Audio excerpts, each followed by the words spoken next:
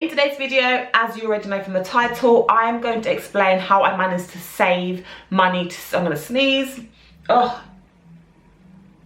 okay, no I'm not. That's good.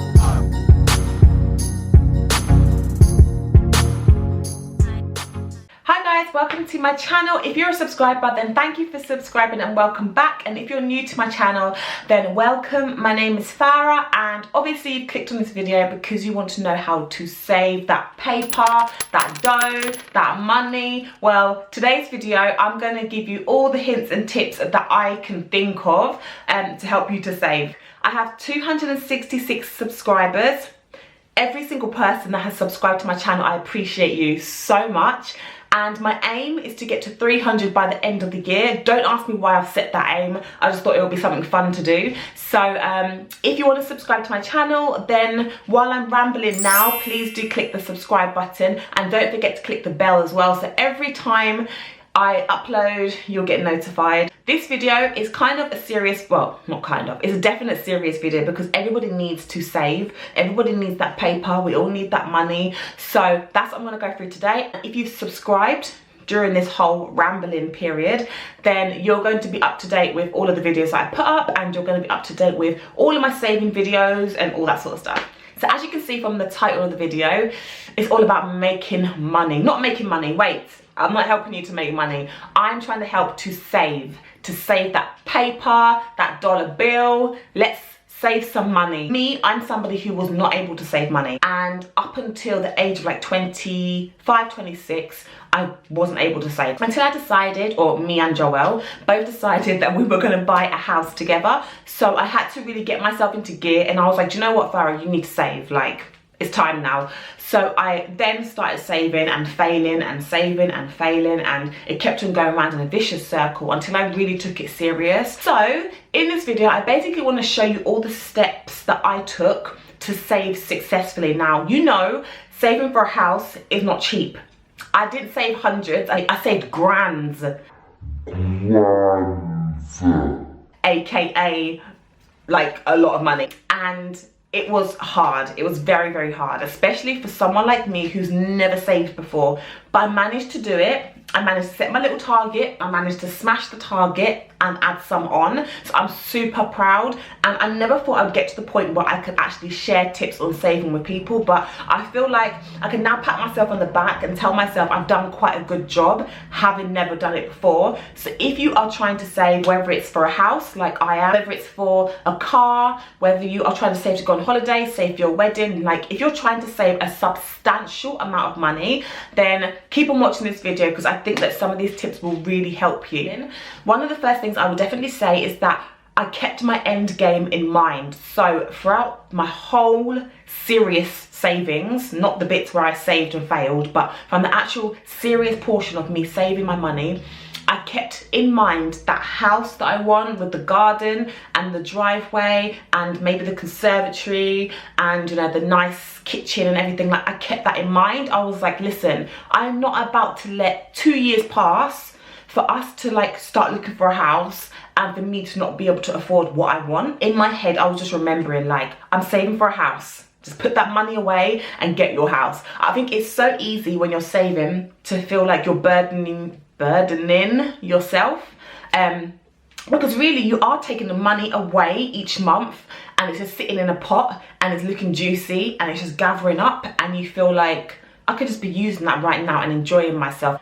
Don't do it. Like, we will have our house at the end of it. You can go on holiday every year, rinse out that money, and you won't really have anything to show from it apart from beautiful, amazing memories of yourself in the Caribbean, eating good food and dancing and all that stuff. Like, you won't have a house to show for it.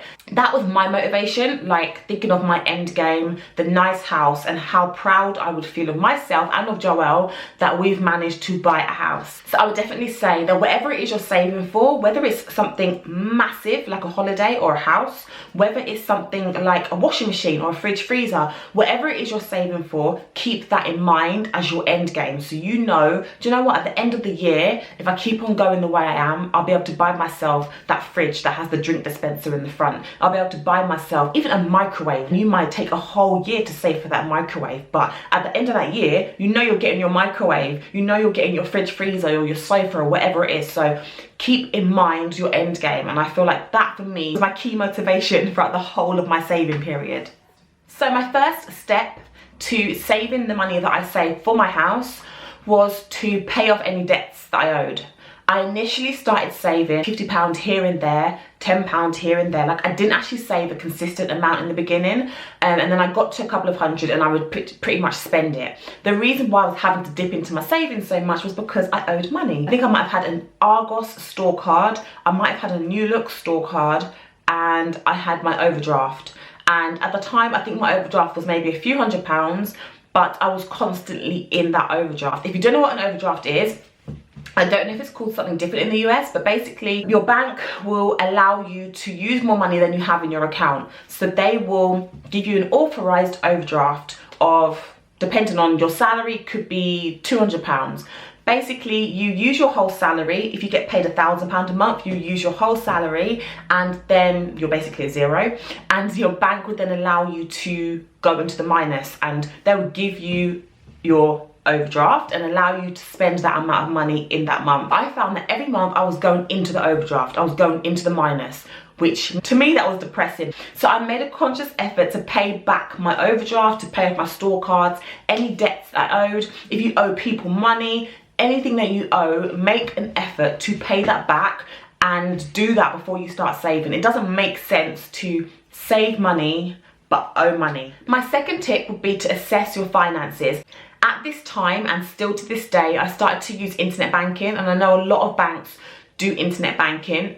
You can download the app for whichever bank you're with, you can log on that way, and then you can have a look at your statements online, which was so much easier than having to wait for paper statements or going into the bank. And I did find that having internet banking really gave me a cold, hard look at my finances, and it gave me a really great perspective. So what I did was sit down and have a look at my bank statements to see where I was spending the most amount of money, because I really didn't realize where my money was going. And the culprit was Tesco. I don't know why I was in Tesco's all the time. Sometimes I would be in Tesco's twice a day. Twice.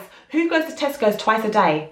I was going to Tesco's twice a day. What I was buying in Tesco's twice a day, up until this very day, I cannot tell you, but I was going in there twice a day. So what I did was made a conscious effort to, if I was going to Tesco's, to go in there, buy what I needed, really focus on what I was buying, stop going to the clothing section because I didn't need clothes, because whenever I was buying clothes, I was duplicating things I already had in my wardrobe. I would go in there, be really like conscious of what I was buying, and that was it. I would make a conscious effort not to go back in Tesco's again that day, and try to not even go back in the next day. That was one of my biggest things, my biggest challenges, was to go to Tesco's less. So I made sure that I assessed my finances and reined it in for a good 2 or 3 months, really like got confident with it and made sure that there was nothing I missed. I'm managing to socialize, I'm still away from my overdraft, like tick, tick, tick, tick, and I was like, cool, now I'm ready to save. So it was a long process, but because of the seriousness of what I was trying to save for, I wasn't playing any games. I was like, listen,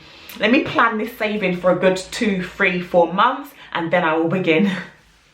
So my third tip is another really important tip, and it's to not go too hard with your savings in the beginning. So after tip number 2, assessing my finances, I then started to save, I think it was about £100 a month, and I knew I could save more than £100, but I didn't want to go too hard. I didn't want to crash and burn. So I saved 100 for the first month or 2, I think. I then increased and increased and increased. It got to the point where when I get paid, I would put money in my savings, and the day before my next wage, if I still had quite a bit of money left in my account, I would then top my savings up. So at the beginning of the month, sometimes I know, okay, I'm gonna have a bigger wage this month, I can afford to put more into my savings, but I don't want to put more in, mess something up and have to take out. So I always put in a set amount at the beginning of the month when I get paid, and then any money that I have left over at the end of the month, I then top it up, because I know like the next day I'm about to get that paper.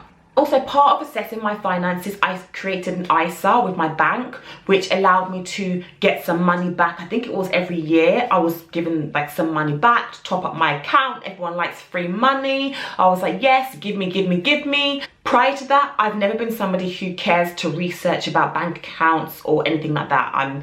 It's really bad, but I just didn't care to research it. So I just had a basic savings account that I'd had with the bank from when I was born, probably. But yeah, I decided to be adult about it and go to the bank, find out about what accounts would be best for me. They spoke to me about ISAs, etc, etc. They asked me how flexible I wanted to be with the account, but it's up to you. You can find an account that you can put money in and you can top it up, but you can't touch it for a year, 2 years, 3 years. Like, go to your bank and find out, but there are loads of different bank accounts out there that would be perfect for you. That's definitely a good decision that I made.